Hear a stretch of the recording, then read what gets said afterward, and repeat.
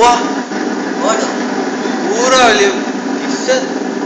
நிச்சயமாக நேரிலே நமது செய்தியாளர் அஜ்மல் கான் சென்னை மெரினா கடற்கரைக்கும் கலங்கரை விளக்கத்திலிருந்து நேரடி காட்சிகளை அந்த அரிய காட்சிகளை கொடுத்துக் கொண்டிருக்கிறார். கடல் எந்த அளவுக்கு கடந்து கொண்டிருக்கிறது, இந்த புயல் கரை கடக்கும் காட்சிகளை நாம் காட்டினார்.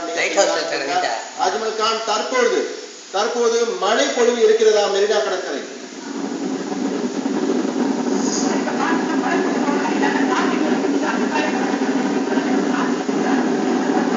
கடற்கரையிலிருந்து நேரல